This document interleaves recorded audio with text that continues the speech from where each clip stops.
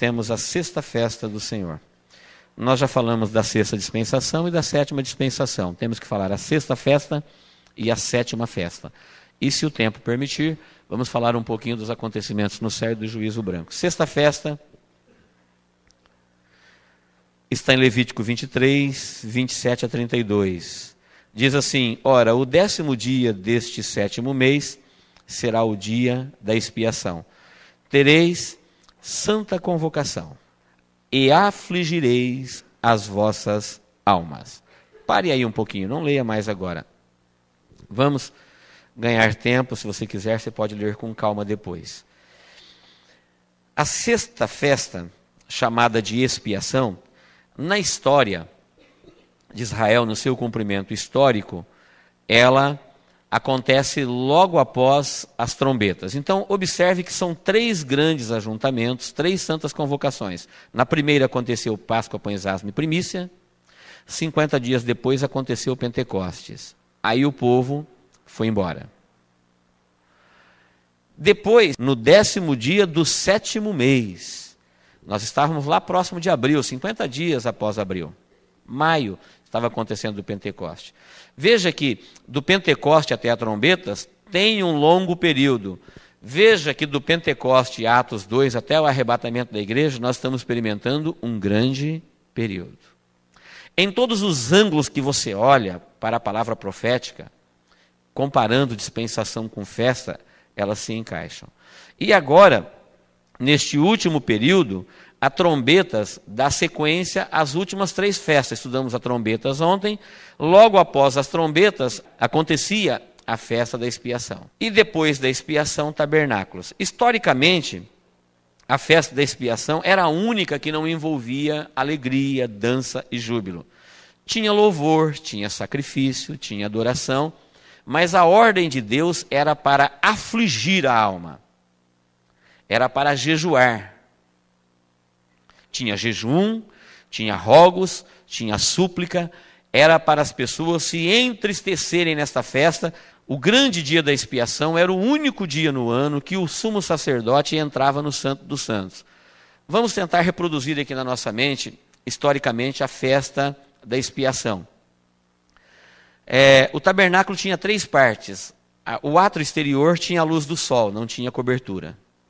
Imagine uma igreja, o quintal dela, estacionamento, a frente, a entradinha, aquele pátio do lado de fora da igreja, átrio exterior. Ali ficava todo adorador judeu. A iluminação era a iluminação natural. Depois, dentro da igreja tem a grande nave do templo. No tabernáculo também tinha este lugar chamado de lugar santo. Vê se você consegue ver ele daí de onde você está. Então, aqui fora era o átrio exterior. Dentro do lugar santo tinha o candeeiro, tinha a mesa dos pães e tinha o altar do incenso. Era aqui que os sacerdotes oficiavam. Cada uma dessas peças tem um rico significado na palavra de Deus com a nossa vida. Aqui, na nave do templo, é o lugar santo, é onde os sacerdotes oficiavam. E uma vez por ano, simbolizando aqui o púlpito, uma vez por ano, o sumo sacerdote entrava no lugar santo dos santos. Então essa festa, ela tinha uma reverência especial. A reverência era em todos os cultos, nós acabamos de ver nos Pães Asmos, no Páscoa, a Primícia, mas essa, o homem, o ser humano, ele ia agora pela primeira vez, desde a queda, desde o período da inocência, experimentar a presença de Deus. E um homem pecador, comparecendo na presença de Deus, ele cairia morto. Ele não pode suportar a presença de Deus. Porque lá no átrio exterior tinha a luz do sol. Aqui no lugar santo, que já era coberto, lugar da nave aqui, tinha a luz do candeeiro. O candeeiro ficava aceso. Agora, no lugar santíssimo, cada um separado por um véu grosso, um véu espesso. Quando ele entrava no lugar santíssimo, ali acendia, iluminava, subia fumaça e acendia a glória de Deus. Ali não tinha a luz do candeeiro e ali não tinha a luz artificial. Era a luz da presença de Deus. O sumo sacerdote, ele tinha preso às suas vestes uma espécie de sininhos. mas que ficava na orla das suas vestes, e ele tinha preso à sua cintura uma cordinha que ficava lá fora, porque se ele cometesse algum ato errado, se ele cometesse algum pecado, se ele não oferecesse sacrifício pelo seu próprio pecado, se ele se atrevesse a entrar na presença do Senhor sem estar em condições, se alguma coisa desse errado, ele cairia morto lá dentro. E ninguém poderia entrar lá para retirá-lo, ele teria que ser puxado para fora. Uma vez por ano, ele entrava, e antes dele entrar, suponhamos que aqui fosse o véu, eu estou no lugar santo e eu tenho que entrar no lugar santíssimo. Ele se isolava do povo, oferecia sacrifício por ele, pegava o sacrifício, tinha tocado já nas pontas do altar, e agora ele estava ali com toda a reverência, temendo e tremendo, com a bacinha de ouro, com o sangue do animal que foi derramado, o animal inocente, o animal sem defeito, e agora ele ia entrar na presença de Deus para pedir perdão para o pecado do povo que estava lá fora. Ele tinha que passar o sangue primeiro, ele não podia entrar ele primeiro, senão ele caía morto. Porque ele ia entrar no propiciatório. Propiciar significa remover a ira mediante a oferta de um presente. Então, não é que Deus ficava zangado com ele, a santidade de Deus acendia, assim como o sol queima uma pessoa que for lá, mesmo ele não querendo queimar, ele é calor. Deus é santo, e mesmo ele amando o pecador, a sua santidade fulmina, queima, mata o homem, porque ele está num corpo de pecado. Por isso Deus não deixou Moisés contemplar a sua face. O homem não pode ver isso. A sua natureza humana se desintegra.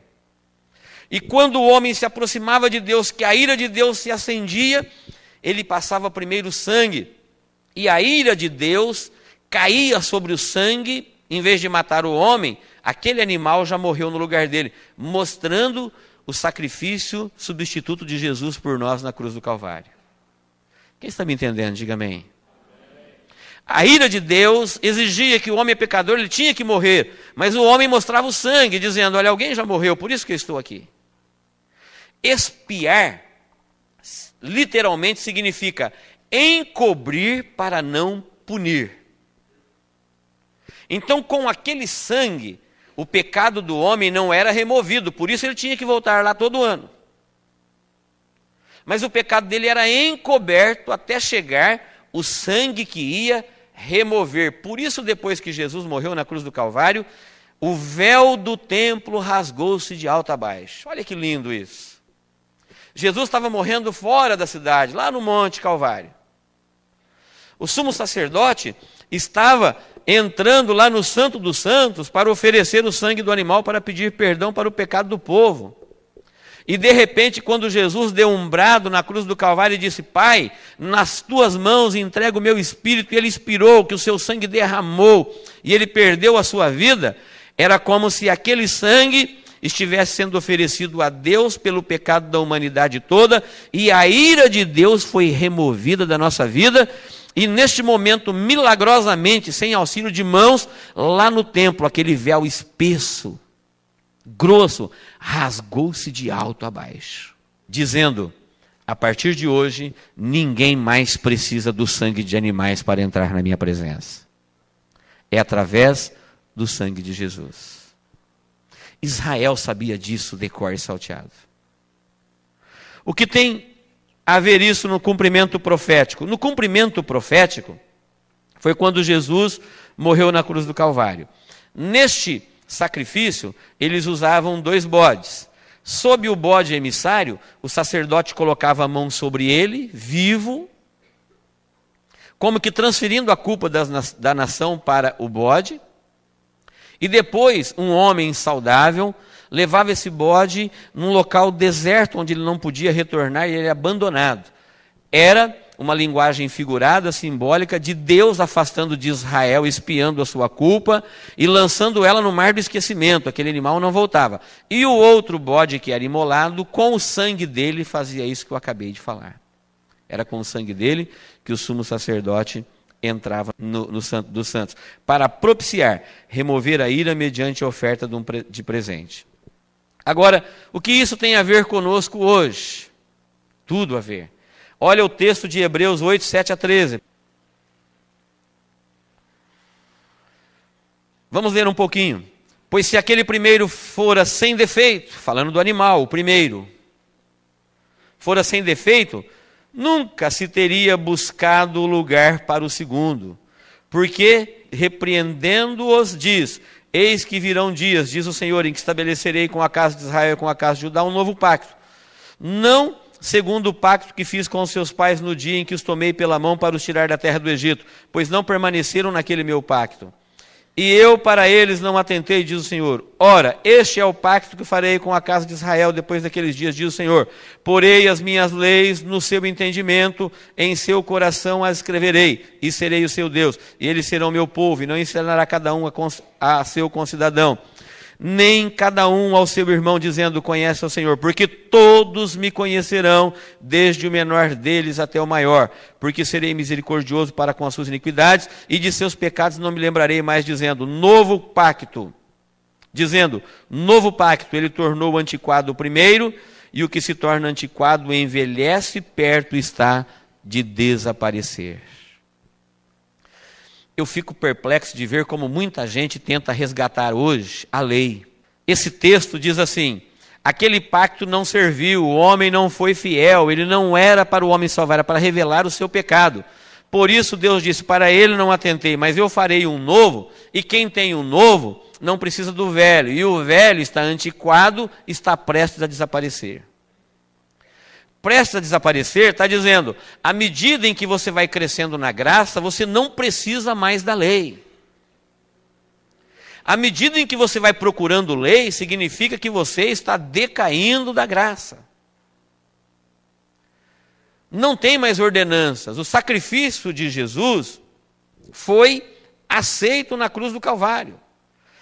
E o cumprimento profético disso é que ele ressuscitou. Tivesse Jesus pecado em pensamentos, palavras ou obras, se você estivesse me perguntando: pastor, nós estamos há 2000 anos dessa data, será que Jesus não foi como alguns dizem? Será que ele não flertou com Maria Madalena? Será que ele não foi um homem comum e não é mito esse negócio de Jesus, o Cordeiro de Deus que tira o pecado do mundo? Se Jesus fosse isso que essas doutrinas diabólicas tentam fazer dele, ele permaneceria morto, porque o salário do pecado é a morte.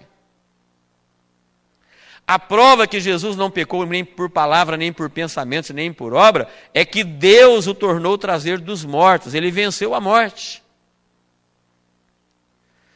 Neste sacrifício da expiação, o povo ficava lá fora todos apreensivos. Será que Deus vai perdoar o pecado? Será que o sacerdote não vai morrer? A prova que eles tinham de que Deus aceitou o sacrifício e perdoou o pecado deles era quando o sacerdote saía vivo lá fora. Quando o sacerdote saía vivo depois de expiar, aí o povo explodia em júbilo e gratidão, porque significa que Deus afastou mais uma vez o pecado da nação, Deus perdoou o seu pecado, afastou, encobriu, e eles estavam livres para continuar servindo a Deus.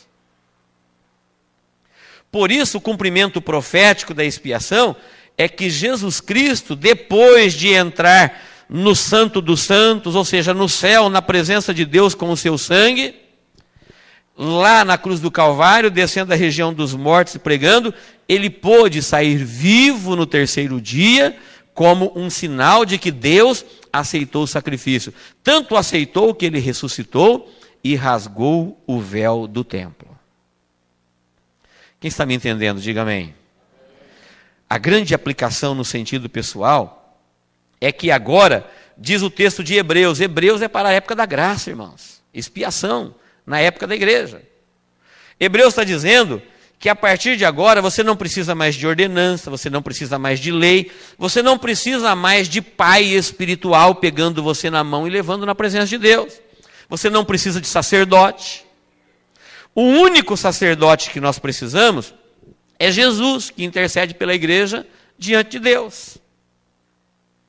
Todos nós agora temos o dever de comparecer na presença de Deus. Se você não consegue fazer isso, é por negligência sua.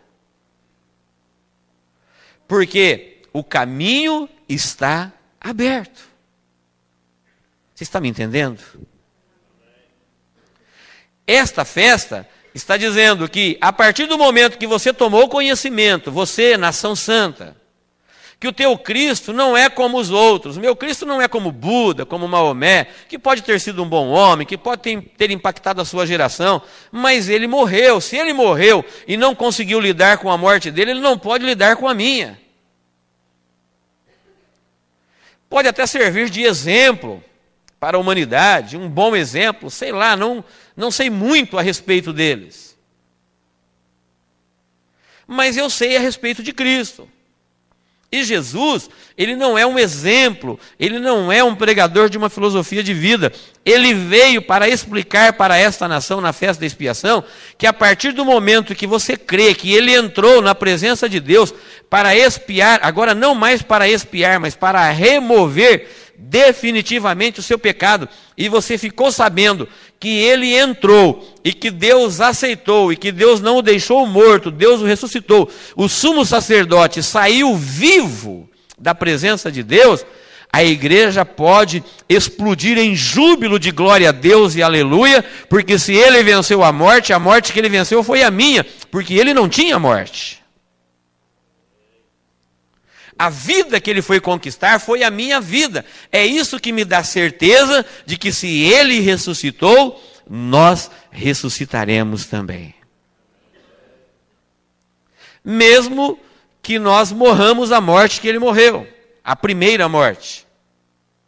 Agora, quem não tem um Cristo ressurreto, quem não tem um sumo sacerdote, um intercessor ressurreto, não sei como ele vai lidar com a sua morte. Ele acabará por morrer a segunda morte.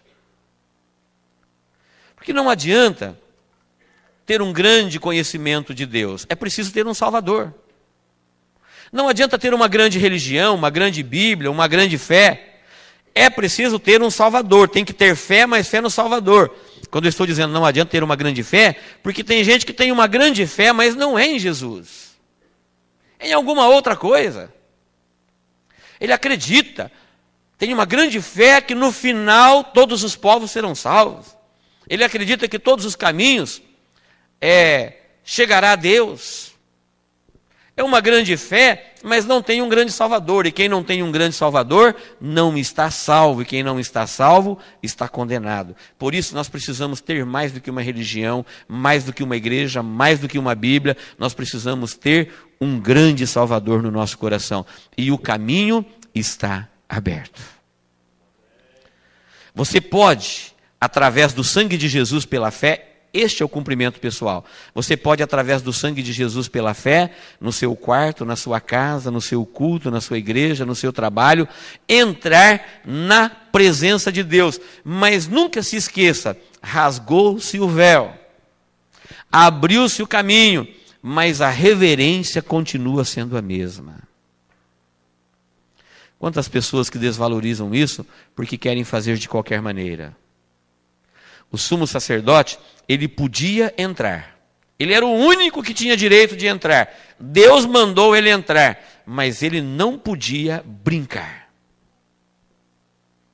Ele tinha que saber o quanto custava aquele sangue.